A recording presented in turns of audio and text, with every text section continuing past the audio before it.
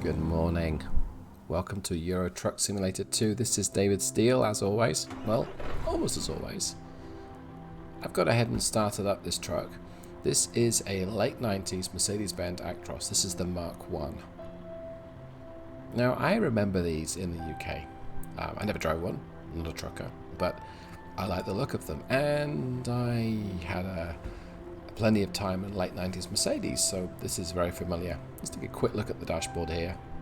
So yes, this is a fairly new truck to me. I've driven it a little bit, used a bit of fuel, put some kilometers on the odometer. But I just want to take a moment to appreciate the dashboard. Plus, gonna let the truck warm up.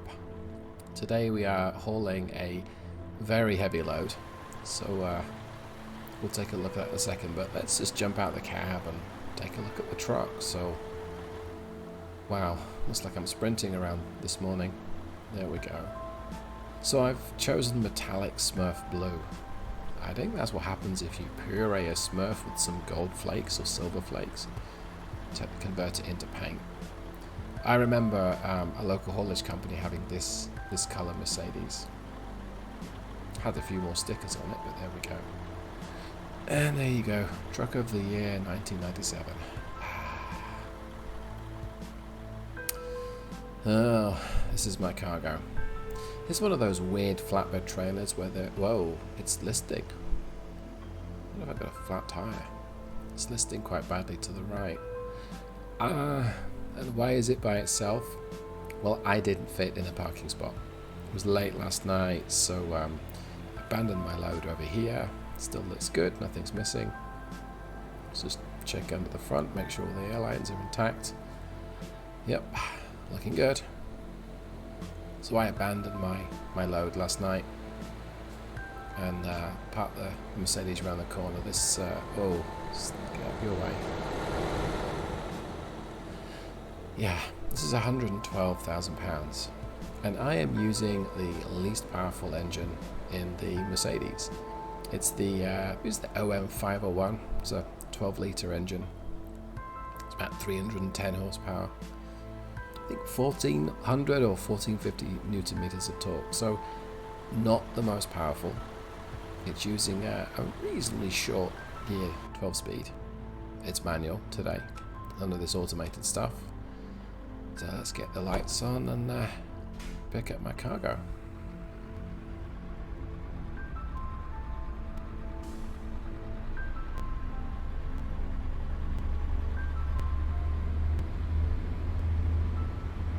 Here we are, safe and sound. So these rear wheels steer.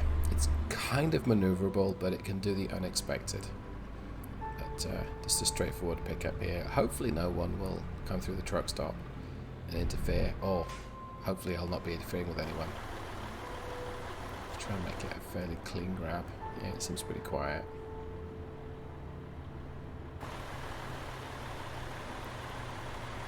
The road's pretty busy, but can't expect that.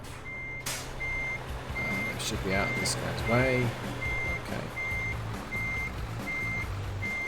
I've tried the 6x2, so the 6x4 configuration for the European trucks, but this is just a 4x2. The cheapest I could get. Let's go. Alright, cargo attached, and let's make a move.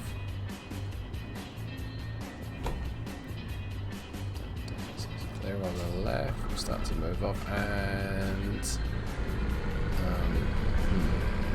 I guess I'll wait for you then. Stop anyway, skip way. So I've got a little bit of heat in the engine. I generally don't like to work an engine hard when it's cold. That's a real life thing. This the truck's going to be the same. So I've got a bit of heat. I'm not using full throttle, a bit of a stretch. And what I'm also trying to do is keep the revs in that green range, which is sort of 1200 to 1600. It's a little higher than some of the more modern cars, modern trucks even. It works for me, and this transmission makes it fairly easy. But with not that much power, not that much torque, big and heavy load, we're not very accelerative.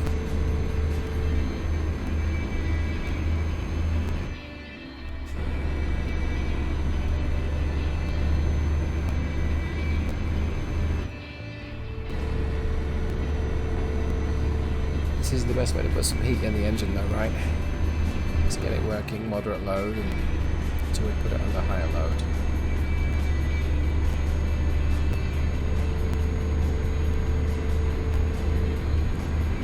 Something else that's a little strange about this truck is that the driver's side mirror is just a single mirror. The passenger side is dual mirrors. There's the dinky one up top and a bigger main one.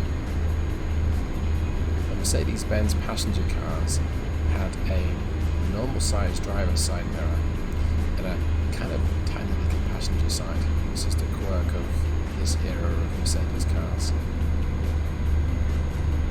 I also seem to recall that the 190 I spent time in, the passenger side was electric, the driver's side was manual. Which makes sense because you can reach the driver's side one, right?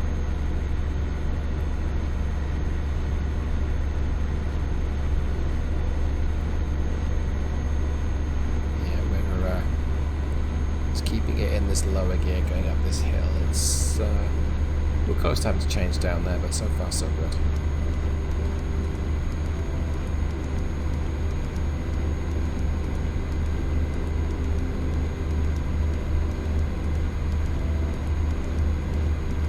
So I've become a fan of the Mercedes Actros.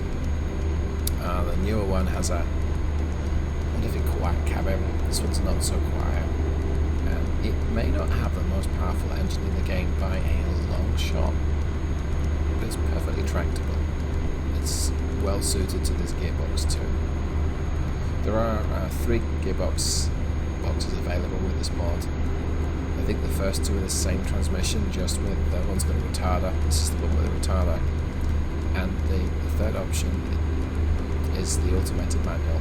It's a power shift, it's called by Mercedes. And I haven't tried that one yet.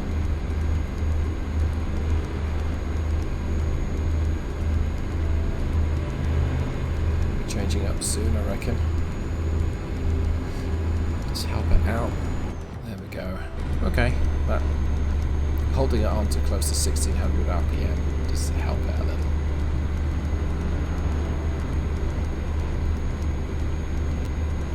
So it eventually gets up to 1890 kilometers per hour. Quite a bit of body roll, but as you'd expect, right?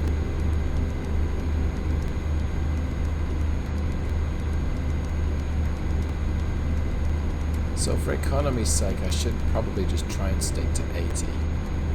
Try not to stretch all the way up to 90 because it means the engine is working at full load for an extended period of time, and you're just throwing diesel out the back.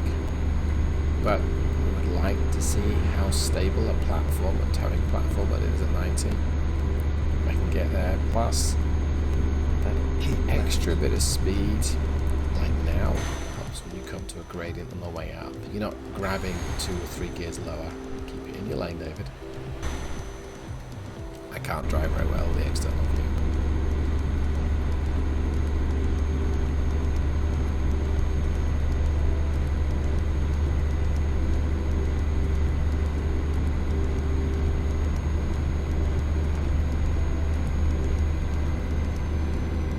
Yay, finally reached a cruising speed.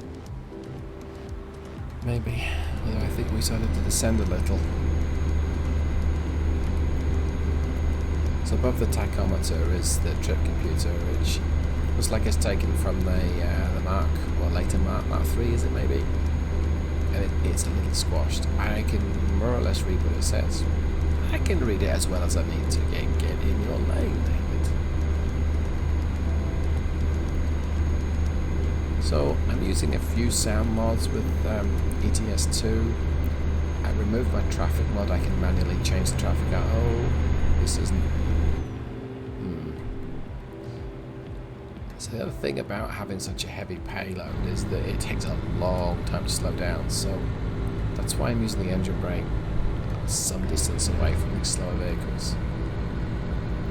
I'm just not going to slow down in time if I don't. I'm still overhauling. Okay, there we go, that's better. Keep right. I'm glad this is my exit because it took me another 8 miles or so to get up to speed. Okay, Okay, so Exit right. climbing.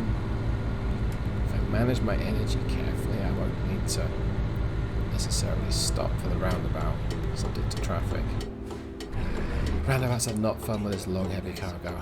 It's looking clear. Watch the side. Really do with being in a lower gear, but I'm busy right now. That's pulling it okay. So let's just check my mirror. I don't want anyone sneaking up my right hand side here. Keep right. Okay, I'm taking up 2 lanes, but I kind of feel that's permissible since I haven't bumped into anyone just yet. Alright, Exit now. snatch the next gear in a straight bit, and that was a fairly clean way to tackle a roundabout, with the caveat of using both lanes. Keep left, then turn left. Love the way that the European game looks. I've spent a lot of time in Europe, and it's pretty accurate. Oh, I know this one. It's kind of like a weird junction. It's a stall, and then you can kind of cut the corner here. I think so. I'm sure that we can. Yeah. Okay.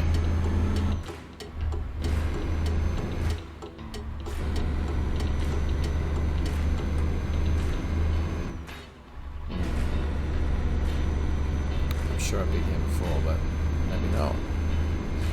Maybe I've been to the same model.